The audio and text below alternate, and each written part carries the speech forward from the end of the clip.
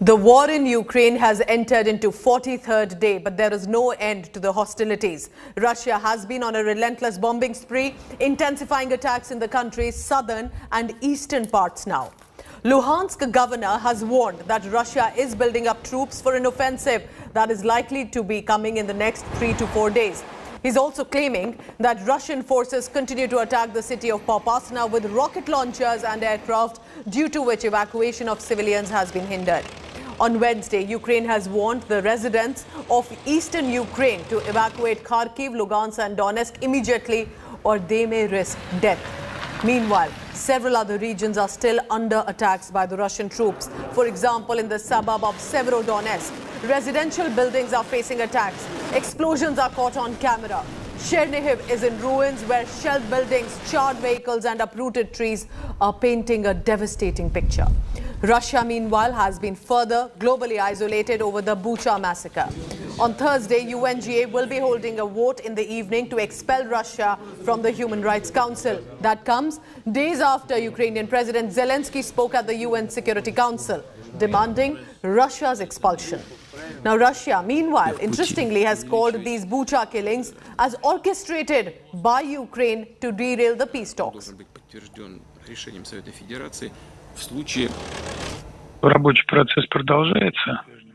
Working process is continuing. There is still a long road ahead. Also, you probably listened attentively to Lavrov's and Fomin's speech. He said that every time when the reason to hope for modest progress appears, there are some circumstances which block the process, as it was with these forgeries in Bucha and so on. Go across on the ground in Kyiv, where Rajesh Pawar has been reporting from day one. Rajesh, today could be an important day with the UNGA meeting and the Security Council that is, at least will be pushed to have Russia expelled. Whether or not it happens remains to be seen. But do you think there is this global pressure that is piling up now on Russia? See, very true. There has been a lot of pressure on Russia after the videos and photos came out of Bucha.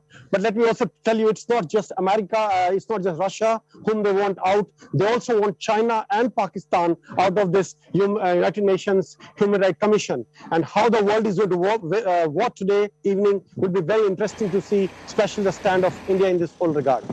Over to you. What is currently the status with Bucha? It's very important. It's a horrific massacre. Dead bodies are on the streets. But Russia is claiming all of this is staged. On what basis are they putting the onus on Ukraine here? And how is Ukraine reacting, Rajesh? See, why they're saying it is staged is that on 30th of March, Russian forces withdrew from Bucha, and for 2 days, nobody was allowed in that area. And after 2 days, that on 2nd of April, they allowed journalists and other people to see it. What Russia is saying, what happened in these 2 days? Secondly, they do not know, they have not been able to verify who are these people who have died. Maybe Russia is saying they were the ones who were supporting Russia and stayed back and killed by Ukrainian forces. So nobody actually knows what actually happened there till the time a final unbiased probe is carried out in the whole incident. Over to you. And also about the Luhansk governor, my final question, Rajesh, because he's claiming in the next 3 to 4 days there could be a big attack expected.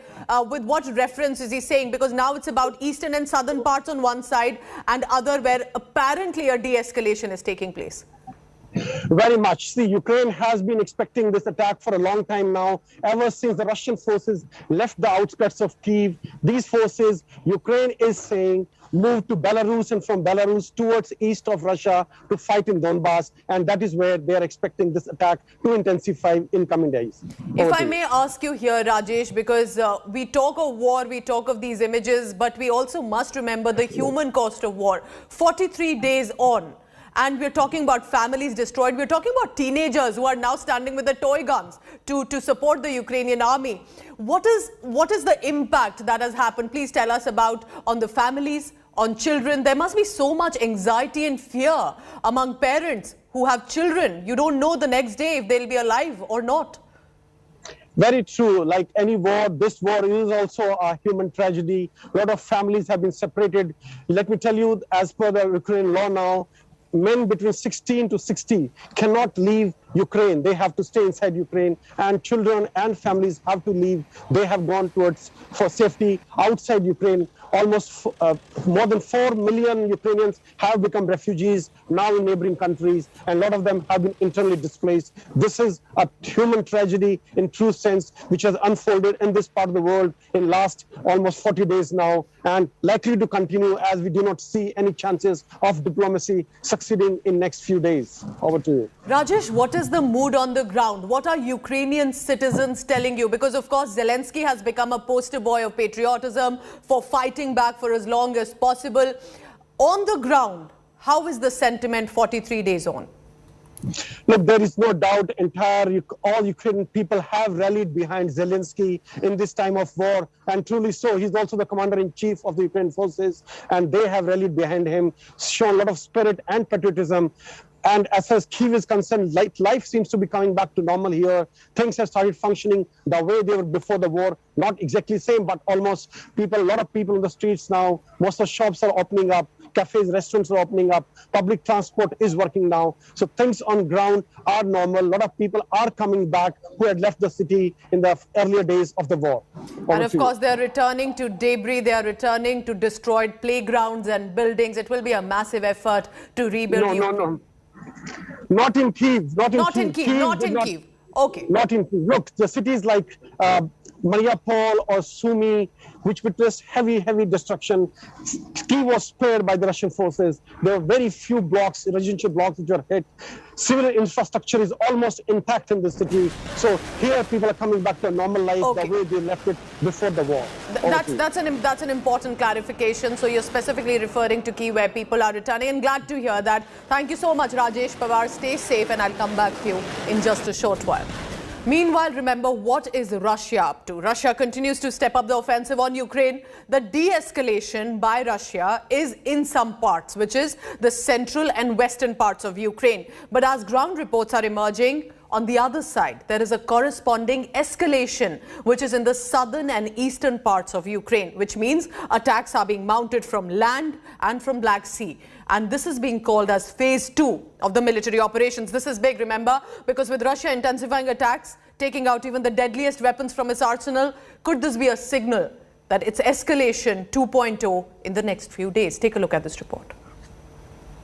Caliber cruise missiles lift off from a small Russian Navy ship in the Black Sea, aimed at 7 different targets in southern Ukraine.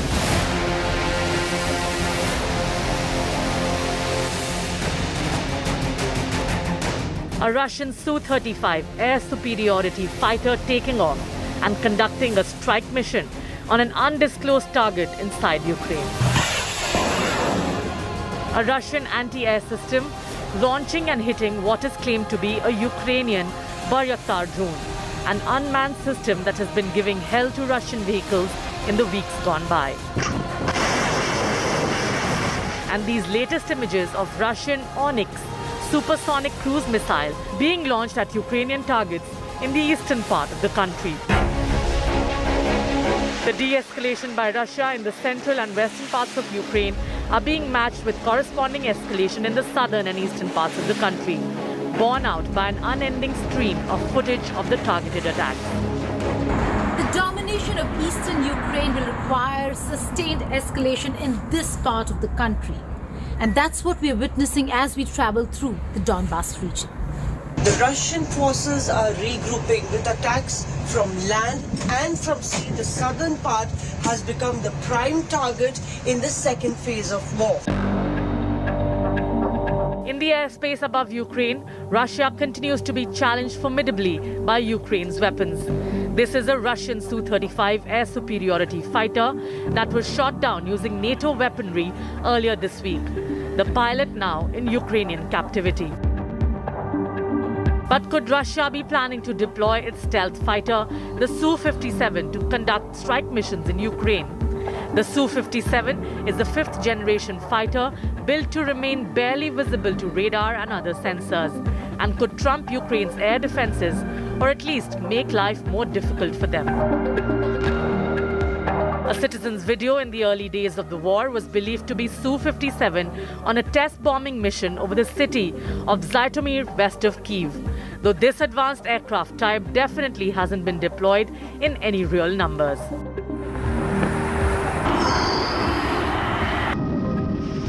With Putin narrowing his attacks to the southern and eastern parts of Ukraine, the strength of Russia's military could become more concentrated.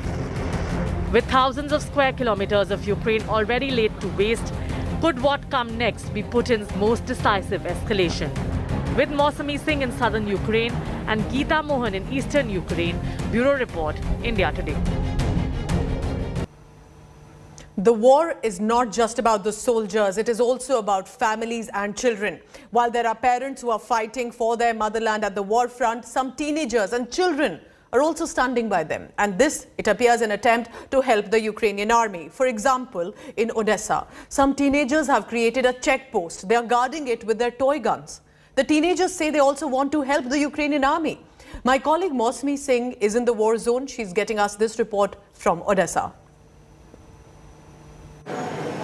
So on our way on the outskirts of Odessa, we hit this barricade, and which was manned by these two youngsters, Ivan and Maxim. You can see both of them holding their toy guns. Yes, those are toy guns, but they have prepared this check post by themselves. In fact, they wanted to do it, and in participation with the civil defense here, they have prepared this entire check post. So you see, they are wearing a uniform, synchronized with their jackets and sweatshirts. And here they've built tires, put tires on the road. Here there is a manual checking that's happening in this on this entire site. Barricades and even all this done by you all the children? Это была моя идея построить этот блокпост. Мы гуляли с моими друзьями, нам стало мы увидели в интернете, что нашего возраста дети так же само делали его. И мы решили тоже построить. Мы сначала не думали, немного погуляемся, а потом В один день до нас приехали военные, дали нам повязки. Потом нам это понравилось, и мы начали его еще больше и больше делать. All right, you can understand that how Max Ivan is talking about the way he's created this entire thing. What did he say, Olga? Ivan has told that it was his own idea. When war started, they saw our army, they saw everything in the network, and they have decided that they need to help our army as they can. Their children, they made it themselves. They asked, of course, adults helped them with everything to construct this, but the idea was child's. Their idea, and And also, they want to do something to help our army. So here we have sir from the civil defense. Can we have a word with him? Yes, sure. Children, sir, are very active and energetic.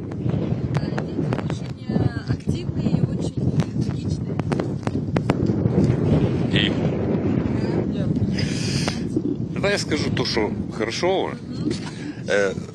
Смотрите, народ, который воюет за свою землю и за независимость, становится нацией. И чтобы вы убедились в этом, вот пример.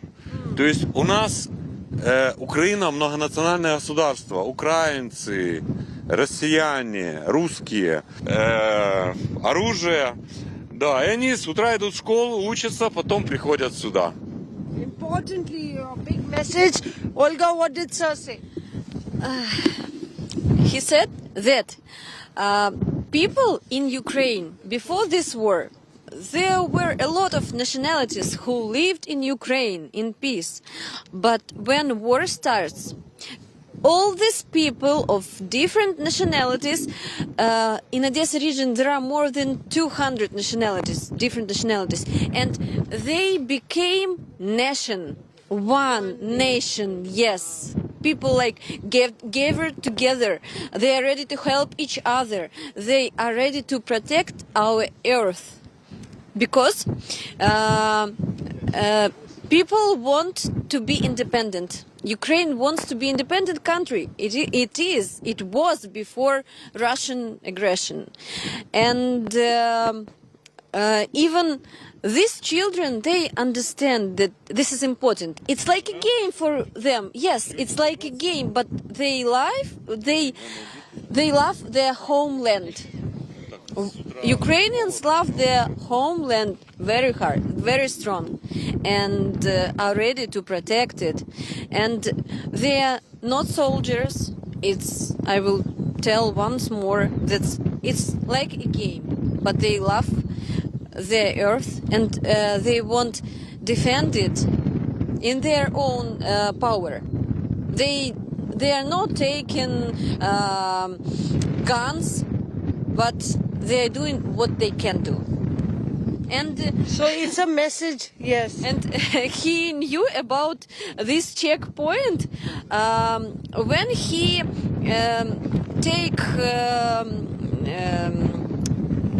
they cook meal for checkpoints, and when he took for 14 checkpoints, somebody told him, no, we have 15 checkpoints. Where is it?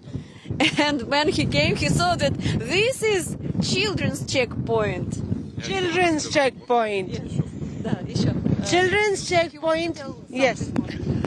Вот на этом примере вы можете убедиться, насколько сильна воля к победе и уверенность в победе украинского народа, насколько мы готовы, и мы это сделаем, мы выгоним. This is example how we are sure that we will win this war. It shows how much we wish to turn our peaceful life, to turn back Crimea and all Ukraine together. Not parts, not small parts, like they are trying to do. No, one Ukraine, one independent Ukraine. Truly, this is a undying spirit of Ukraine, relentless. And, even as we talk, these are cold winds, cold winds are blowing. Come on, Ivan, show us your bunker. So we'll take a look at Ivan's bunker created by children at this children's checkpost.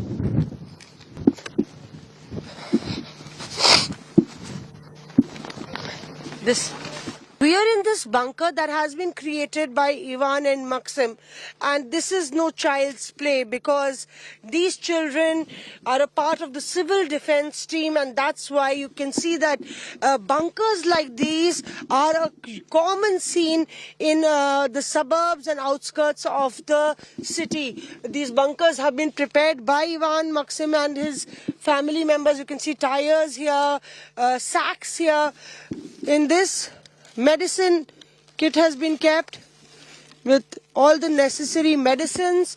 Here for a long haul, you can see bread, toast, biscuits, water, and all preparations made. Here you have a blanket, minimum means of survival, but this is a matter of a fight for existence, and that's one reason that why the Russian army is facing such a stiff challenge, because the Ukrainians refuse to bow down, refuse to kneel down in front of the Russian aggression, and in fact it is the strong spirit that prevails in the entire stretch, with the army and the defense services being emboldened by the support and by the bravery of ordinary civilians who are actually stepping up this entire game, making it very, very difficult for the Russians, and many times they've had to take the hit because the civil army of the Ukrainian forces refuses to bow down. With video journalist Parminder Sharma, this is Mausami Singh in Odessa for India Today.